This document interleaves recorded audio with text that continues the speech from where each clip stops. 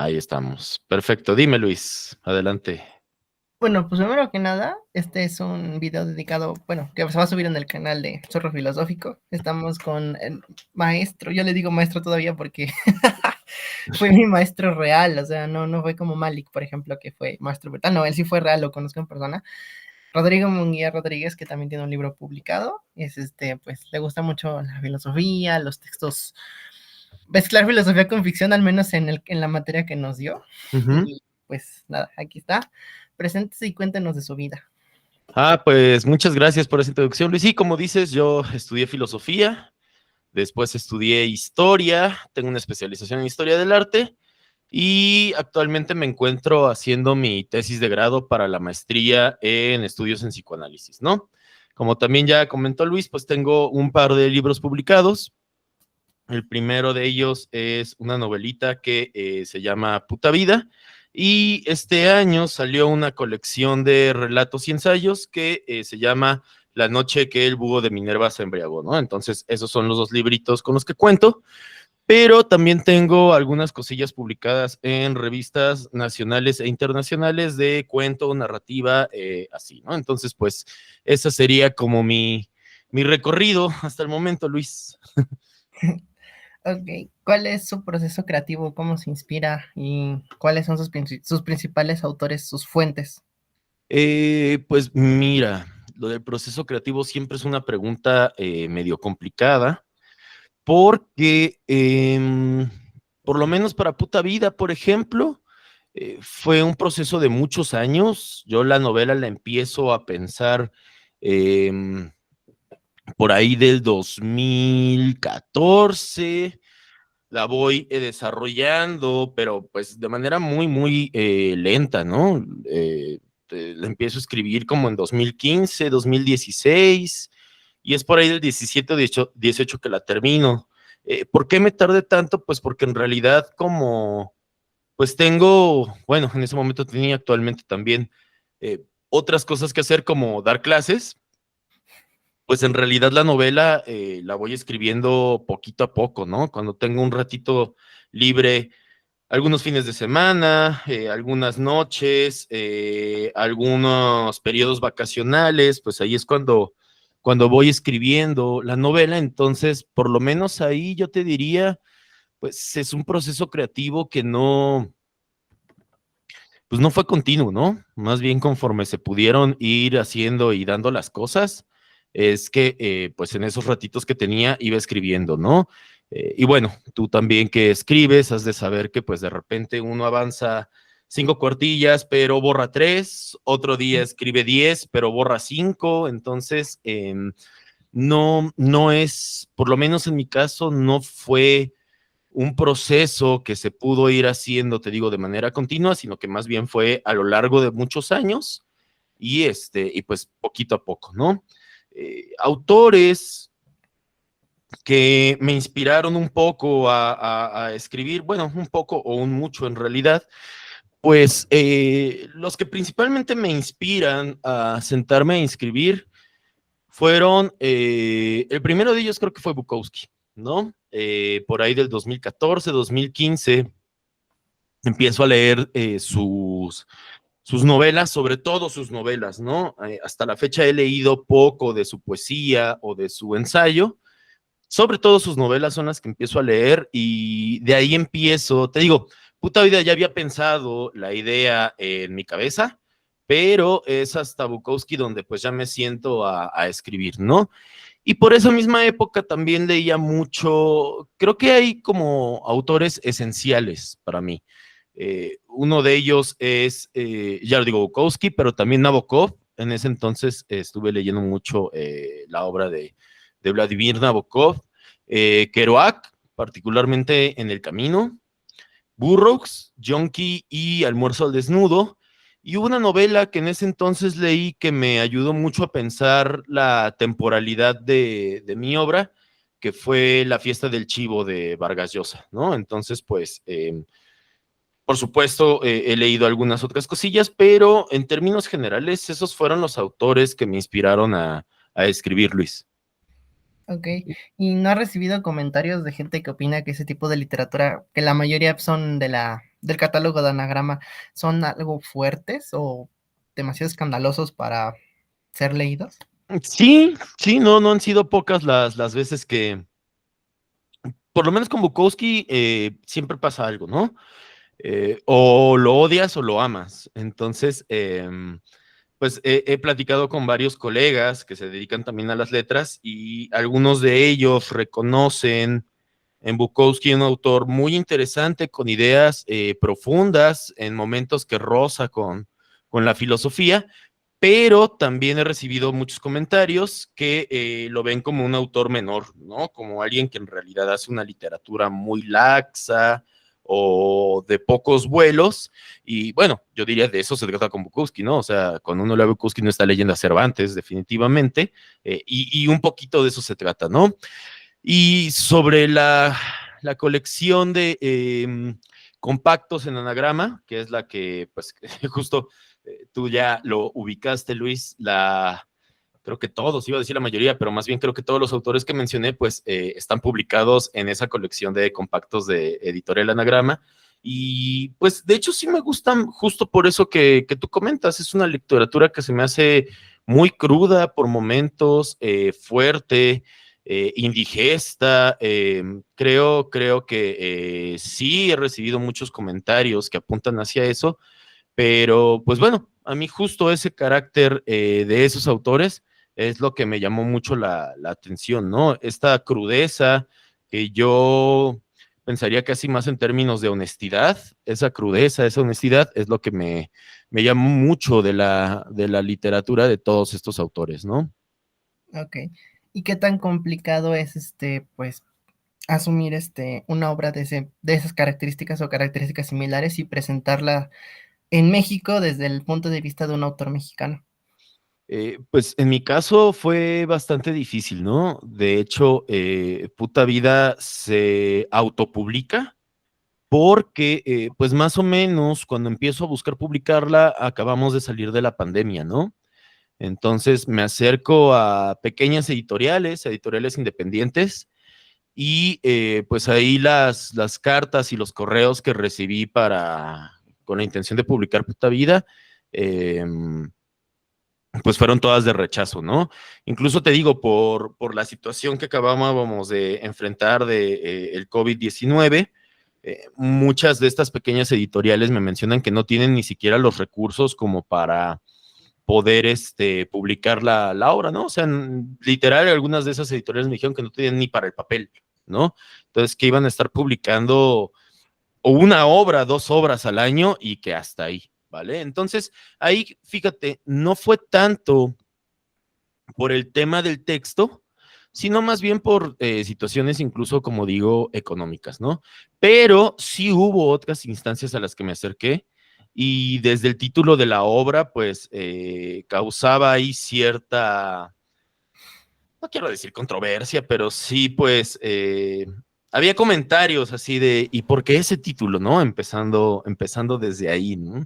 Entonces, la verdad es eso, Puta Vida se autopublicó, pero acercándome a otras instancias, sí veía que desde el título pues había ciertas dudas, ¿no? Entonces, yo me imagino que si yo hubiera insistido en publicar con alguna editorial, sea grande o sea chica, me imagino que sí, como te digo, desde el título de la obra, muy probablemente hubiera encontrado bastantes obstáculos a la hora de querer publicar un libro que se llama Puta Vida, ¿no? En general también la respuesta que recibo por parte de los lectores hasta el día de hoy, Puta Vida se publica en el 22, si mal no recuerdo. Entonces han sido 2 años y cachito de que la gente empezó a leer esa novela, y pues la mayoría me comentaba que sí, que les parecía una novela hasta cierto punto muy gráfica en ciertas partes, pero fíjate que más bien los lectores, por lo menos con los que he platicado y los que me han extendido su opinión sobre la novela, más que como algo negativo, esta parte de que la novela puede ser muy gráfica, muy violenta por momentos, me han comentado que es algo de lo que les gustó, ¿no? Ok, y cómo lidia con las personas que intentan criticarlo, menospreciar el trabajo y qué tan complicado es asumir esas cosas, lidiar con ellas y sobre todo seguir con la vida de un escritor independiente. Ujú. Pues mira, de antemano, a mí lo que me sirvió es siempre pensar algo que desde muy niño me dijo mi papá, ¿no? Y siempre me dijo, nadie es monedita de oro, ¿no? O sea, ¿qué quiere decir esa frase? Desde siempre con esta frase mi papá me dejó ver que pues nada de lo que hagamos le va a gustar a todos, ni siempre vamos a quedar bien con todo el mundo, ¿no? Entonces, la verdad es que la mayoría de los comentarios que puta vida ha recibido han sido positivos, ¿no? Pero yo estoy seguro que pues en algún momento llegará alguien que la haya leído y que pues definitivamente no le gustó, ¿no? Seguramente a alguien no le gustó la forma, a alguien no le gustó el contenido, seguramente hubo alguien que seguramente se sintió decepcionado, decepcionada, pero pues yo diría es parte de la misma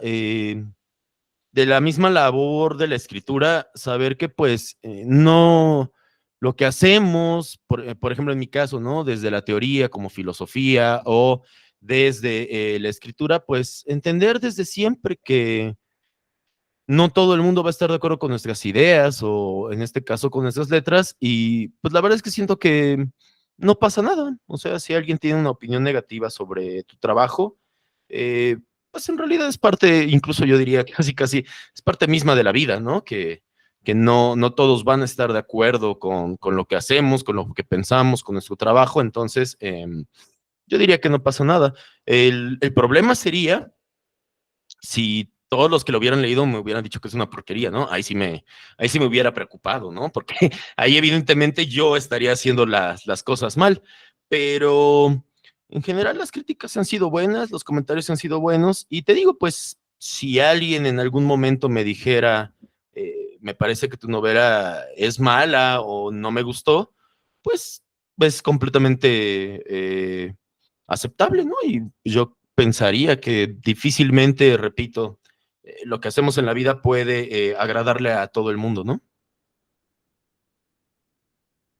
Ok, ¿cómo, por qué el canal de YouTube tiene el nombre de Zorro Filosófico y la página en Instagram también? Ujú. Sí, también la cuenta de X y también está el Facebook, o sea, todas mis redes son Zorro Filosófico. Y bueno, esta es una anécdota muy graciosa porque cuando yo era muy, muy, muy chiquito, o sea, 1 año, 2 años de edad, mi tía, hermana de mi papá, me cuidaba. Y por Rodrigo, ella me decía Rorro. Entonces era como de Rorro, Rorro, Rorro, y me cantaba, ¿no? Entonces, de ahí se me quedó el apodo de Rorro. Entonces, de hecho, mi familia y mis amigos me dicen así. Y una vez un sobrinito que ceciaba le preguntó a mi hermano, y tu hermano el zorro, queriendo decir Rorro, pero por su ceseo preguntó, ¿no? Y tu hermano el zorro. Y híjole, Luis, eso tiene muchísimos años, muchos, más de 20 años tiene eso. Pero de ahí entonces mis primos me empezaron a decir el zorro. Y ya, en realidad esa es la cuestión de cómo y por qué todas las redes y el canal de YouTube son Zorro Filosófico, pues filosófico porque pues estudié filosofía, y el zorro es más bien por esa anécdota que te digo, tiene muchísimos años que pasó y por eso de ahí viene el Zorro Filosófico. Ok, cuando estábamos en clase había ciertos rumores de que el primer video de YouTube no se hizo sin querer, que era para explicar una clase. Ujú, ¿Qué tan cierto hay de eso? ujú. Lo que pasa es que ese primer video, el canal surge como un apoyo didáctico en los momentos de la pandemia, ¿no? Entonces hubo que pues dar todas las clases en línea y el video con el que surge el canal, pues sí, justamente fue con un video muy breve que yo grabo para mis estudiantes, para ayudarlos en esos momentos. Y ya de ahí, pues, pensé, bueno, pues no estaría mal seguir entonces haciendo otras cosas aquí mismo en el canal. Siempre he pensado en eso, ¿no, Luis? Como un apoyo sobre historia, filosofía y psicoanálisis, que es a lo que me dedico. Y Entonces, de ahí pensé que podría seguir haciendo como más cosas, pero sí, totalmente como ahora tú dices, en realidad el canal surge y claro, si van a la plataforma, si van al canal de YouTube, van a ver eso, que el primer video que está ahí, pues es una clase, podríamos decir, sobre el texto de Benjamin, ¿no? El de la obra de arte en la época de su reproductibilidad técnica. Entonces, así surgió el canal y de ahí pues dije, bueno, creo que podemos seguir haciendo como otras cosas ahí, ¿no? Hasta la fecha, pues el canal sigue siendo en general pues un medio para apoyo didáctico a los estudiantes y pues a cualquier persona que pues ande por ahí en YouTube y de repente el algoritmo lo cache, pues hay como cositas ahí que creo que pueden ser como de interés, sobre todo para acercarse a los textos, ¿no? Por ahí hay recomendaciones de películas también, cosas así, pero en general creo que son videos que ayudan a acercarse a cualquier interesado en la filosofía, en la historia o en el psicoanálisis, ¿no? Ok. ¿Usted considera que tanto las obras literarias como las obras cinematográficas, absolutamente todas, aunque sea de manera literal o subliminal, por así decirlo, todas tienen un mensaje político y muestran una postura política y filosófica? A ver, esa es muy buena pregunta. Creo que dependería desde el enfoque que le quisiéramos dar a la respuesta, ¿no? Y el enfoque en el que yo pienso ahora sería justamente Walter Benjamin, ¿no? Creo que en Benjamin sí pasa eso, porque en esta conferencia que lleva por título El autor como productor, ahí Benjamin sí va a poner sobre la mesa el problema de cómo se relaciona la calidad literaria de una obra con su cualidad política, ¿no? Entonces, en Benjamin, la cuestión es que toda obra, de alguna o de otra manera, defendería una postura política. Y aún las obras que no defienden ninguna postura, estarían defendiendo también una postura, en tanto que no se volverían críticas frente a esas otras obras que de manera explícita sí están legitimando alguna postura, ¿no? Eh, Eso es desde Benjamin, Luis. Creo que, y yo estaría hasta cierto punto de acuerdo, ¿no? Por eso contesto desde Benjamin, no porque sea como lo primero que me viene a la cabeza, que sí, pero también en general pensaría que es interesante lo que él dice, ¿no? Fíjate, un profesor alguna vez en la facultad de cara a la historia decía más o menos lo mismo, ¿no? Como si la labor del historiador fuese inocente en el sentido de que estuviera como despojada de alguna postura, ¿no? Y él decía más o menos eso, o sea, hacer una historia del tenedor, por ejemplo, por el simple hecho de hacer una historia del tenedor, pues en todo caso, aunque pareciera que no reviste ninguna postura política, sí lo haría, ¿no? Porque el hecho de hacer una historia del tenedor sin cuestionar los productos ideológicos vigentes, lo que haría sería de cierta forma legitimar el status quo, ¿no? Entonces, es una respuesta complicada, es discutible, yo lo sé, pero pues creo que por el momento esa sería la respuesta que te daría, Luis. Todo escritor, todo autor se sitúa por definición en un contexto político definido y parecería entonces que la opción que tiene es o cuestionar ese contexto político o legitimarlo, ¿no? Como te digo, Luis, es una respuesta discutible, por supuesto, pero hasta donde lo puedo pensar ahora, creo que esa sería como la respuesta que yo tendría.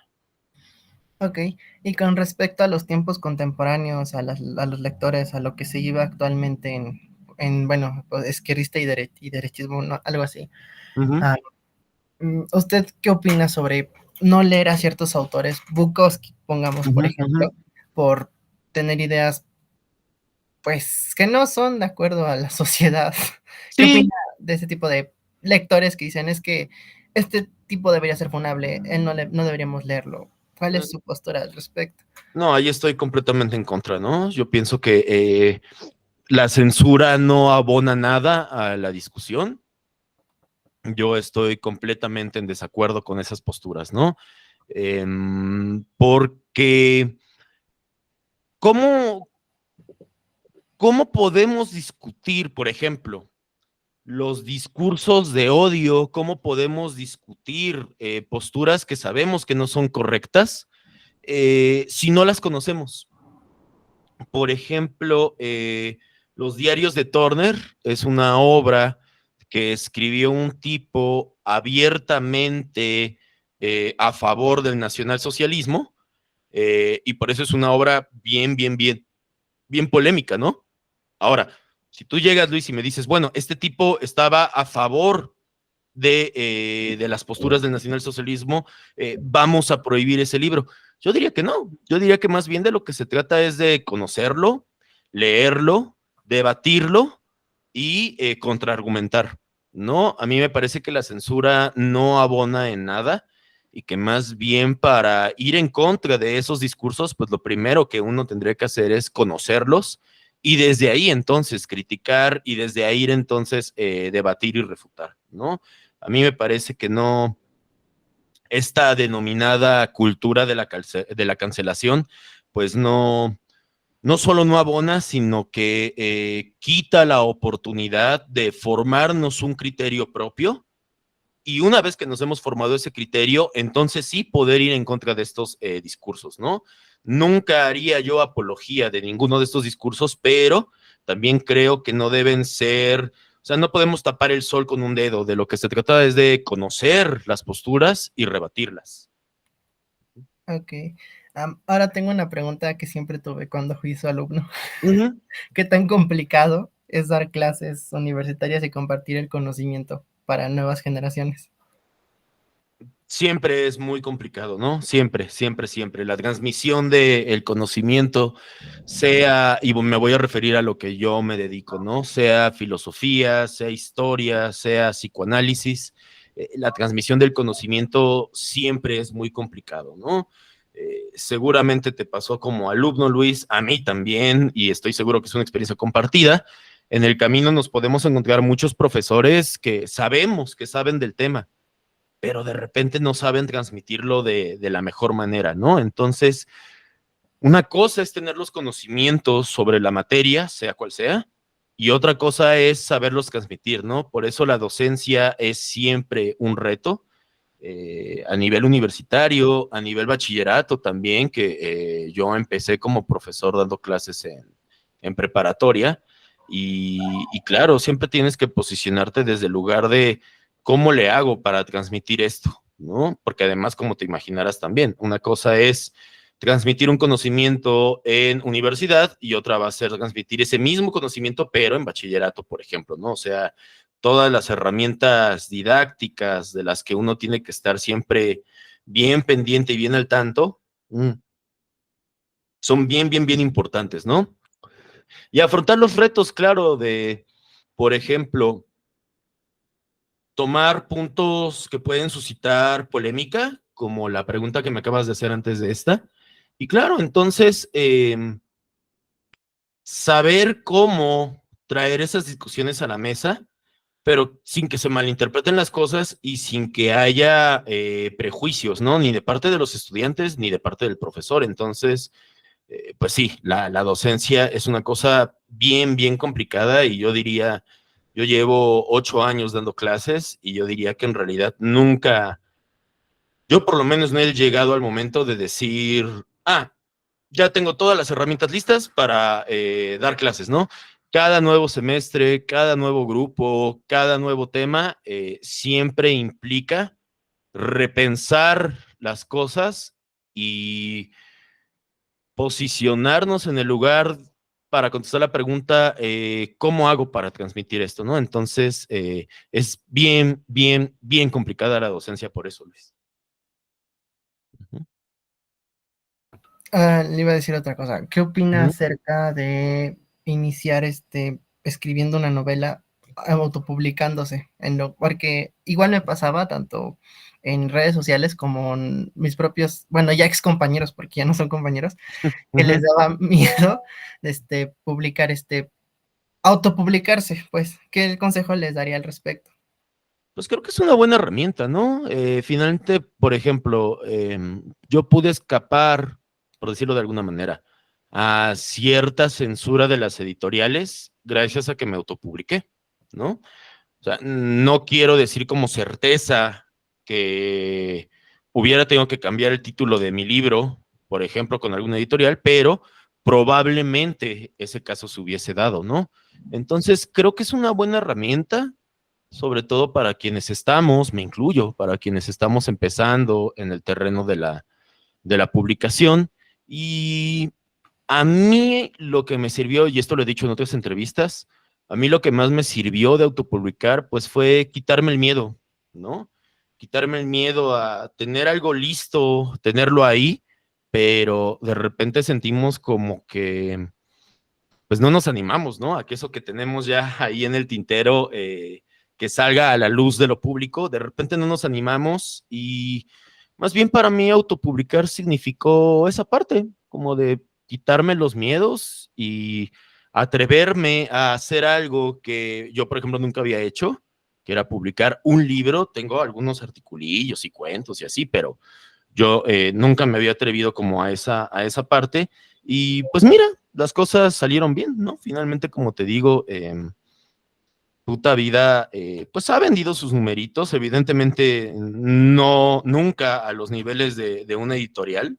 En realidad sí, fue un tiraje muy, muy corto y todavía tengo libros por ahí después de 2 años y cachito. Entonces, pero claro, la intención tampoco era volverme un bestseller, ¿no? Entonces, si tu intención no es esa y tu intención es compartir lo que tú hiciste como escritor a la gente, pues entonces la autopublicación creo que es una muy, muy buena herramienta, ¿no? Ok, ya que tocó el tema, ¿cuáles son los planes a futuro en la cuestión de carrera como autor? ¿O cuáles son los próximos proyectos que hay en mente? Sí, mira, como te decía al principio, Luis, ahorita estoy terminando mi tesis de grado, la de maestría. Entonces, por ahí tengo una novela que ya tiene 2 capítulos, pero la empecé esa 2023, esa la empecé el año pasado. Escribí 2 capítulos, llevo como 50 cuartillas más o menos, pero está en pausa, ¿no? Es una tesis de maestría, pues sí, como se imaginarán o sabrán quienes ya han estado ahí, pues no, no es poca cosa. Entonces, la verdad es que sí he querido regresar a esa novela, pero no, no he tenido el tiempo. Entonces, yo creo que en cuanto obtenga el grado de maestría, regresaré a ella e intentaré terminarla. Y mi plan es autopublicar otra vez. O sea, mi experiencia en la autopublicación ha sido muy buena, muy gratificante. Entonces, de hecho, esta segunda novela pensaría también publicarla por mi cuenta, ¿no? Ese es uno de los temas que hay por ahí. Y por ahí tengo un poemario, pero ese sí está en un estado muy, muy, muy inicial, ¿no? Entonces, a ver, primero la tesis de maestría, Luis, y ya después entonces ya veré. Como prioridades están ese poemario que tengo y esta otra novelita que de hecho es una suerte como de secuela de Puta Vida, ¿no? Entonces, pues vamos a ver, yo creo que este año lo estaré terminando con la tesis de maestría y a ver si para el 2025 retomo esta otra novela y este poemario. Esos son como los planes que tengo ahorita. Ok, ¿cuáles, ahora pasando al canal de YouTube otra vez, Uh -huh. cuáles son los planes para el futuro de Zorro Filosófico, de todas las cuentas en general?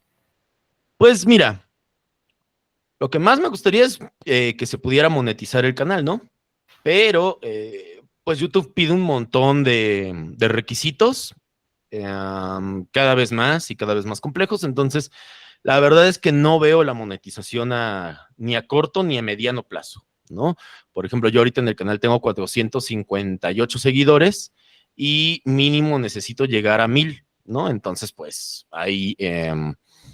y claro, son 458 seguidores en 4 años que tiene el canal. Entonces, ojalá se pudiera como monetizar más pronto, pero pues más bien pienso que el canal tiene su objetivo como para transmitir este tipo de cosas, ¿no? Por eso te decía para la entrevista de hoy, eh, subirla al canal, sobre todo para que la gente pueda pues acceder a ciertos materiales como esta entrevista o ciertos videos que estoy haciendo ahora sobre arte renacentista. Pues más bien lo sigo viendo con la misma intención que lo vi desde el principio, ¿no? Como un apoyo a quienes están interesados, interesadas en la filosofía, en las letras, en la historia, en el psicoanálisis, ¿no? Entonces, ¿qué me gustaría? Pues sí, que se monetizara en algún momento, pero la verdad es que lo pienso más como una plataforma de divulgación que como algo de lo que yo pueda imaginarme viviendo en algún momento, ¿no? Y con las otras redes, pues es lo mismo. Fíjate, las otras redes las utilizo, por ejemplo, para anunciar o promocionar cosas en las que yo estoy, ¿no? Por ejemplo, hemos subido videos de entrevistas de estudiantes que participan en el Seminario Permanente de Lecturas Filosóficas, que es todos los lunes en el claustro de 3 a 5. Entonces, pues más bien lo he estado utilizando el canal y las redes para eso, Luis, como para invitar a la gente a que se sumen a proyectos. Y ve cómo eso no tiene que ver con la monetización, porque, pues, por ejemplo, el seminario es completamente gratis y abierto a todo el público, ¿no? Entonces, más bien, si subimos ese video al canal, y hablo en plural porque, pues, fueron los mismos estudiantes los que propusieron participar en esas entrevistas. Entonces, si lo subimos, no fue con la intención de alguna ganancia monetaria, sino más bien de invitar a la gente a que se sume a proyectos de filosofía, de historia o de psicoanálisis en los que estamos, ¿no? Entonces, creo que al corto plazo la intención tanto del canal como de todas las redes es invitar a la gente a los proyectos y a lo que estamos haciendo tanto dentro como fuera de la universidad, ¿no? Ok, ya casi para cerrar la entrevista, ¿qué consejos le daría a la gente para que comience a escribir en general, lo que sea? Pues yo lo primero que diría es leer mucho. No hay, esta sí es una postura muy personal, pero creo firmemente en ella. No hay forma de escribir sin lectura. Para ser escritores primero tenemos que ser lectores y no importa si profesionales o no, ¿eh? O sea, también hoy en día tenemos como, quizás a veces hasta mal visto como lo amateur, pero yo diría que, o sea, no es necesario estudiar una licenciatura, por ejemplo, para poder escribir, ¿no? Eh, sea que seamos lectores, amateurs o profesionales, no importa, pero yo diría lo primero sería leer, ¿no? Y leer muchísimo, y leer de todo. Por eso también estaba la pregunta que hacías hace un momento, ¿no, Luis? Esto de, ¿qué opino sobre ciertas personas que se privan de la experiencia de leer ciertos autores? A mí me parece que hay que leer de todo, ¿no? Entonces, hay que leer el Código Da Vinci a la par de que se lee el Banquete de Platón, ¿no? O sea, no hay que privarse de ninguna experiencia lectora y eso nos va a enriquecer. Entonces, primero, volvernos lectores habituales, o sea, siempre estar leyendo, ¿no? Y segundo, pues, para mí la escritura es un ejercicio que lo primero que diría es, hay que sentarse frente a la máquina de escribir, frente a la computadora, frente a lo que tú quieras, Luis. Hay que sentarse y escribir. O sea, después habrá tiempo para corregir, después habrá tiempo para repensar, después habrá tiempo para regresar y lo que decíamos, ¿no? Borrar una página entera, borrar un capítulo entero, corregir una plana y luego la otra y luego la otra. Después hay tiempo para eso, pero la experiencia de la escritura para mí tiene que ver con sentarse y así nos tardemos una noche entera, pero escribir, ¿no? Y si sale una cuartilla o si salen 20, bien, pero hay que sentarnos y escribir, ¿no? La parte mecánica, la parte concreta de la escritura, que es ir, sentarnos, escribir, eso creo que es muy importante, ¿no? Porque si no, y a mí me pasaba, ¿no? Podemos tener una buena idea en la cabeza y eso puede quedarse ahí años, pero hasta que nos sentamos y escribimos, ya entonces es cuando realmente estamos haciendo letras, ¿no? Ok. Y la última pregunta, ¿cuál es la huella o cuál es su, pues sí, el sello que quiere dejar como toda la bibliografía de autores mexicanos y cómo quiere ser recordado por las nuevas generaciones, pues, como escritor? Uf, qué buena pregunta, porque pues es que, claro, ¿qué más me gustaría que de repente se pudiera pensar en mi obra y que se pensara con cierto renombre, ¿no? Pero si te soy sincero en estos momentos, Luis, y te juro que no es falsa modestia, eh, pues yo más bien ahorita con que ustedes, mis estudiantes, que son los que la mayoría de las veces compran mis obras, y esto también lo he dicho en otras entrevistas, para mí ya es ganancia que eh, hoy haya tenido la oportunidad de charlar contigo, por ejemplo, Gracias. o que alguien llegara y me dijera, oye, te invito a una cerveza para platicar de puta vida, ¿no? En este momento de mi proceso, eso es lo que yo considero como, pues sí, o sea, es que iba a decir como mi legado, pero pues no, ¿cuál legado? O sea, más bien ahorita en lo que pienso es como en tener estas, que las letras me sirvan para hacer lo que estamos haciendo tú y yo ahora, Luis, como platicar, sentarnos, compartir cosas, compartir experiencias.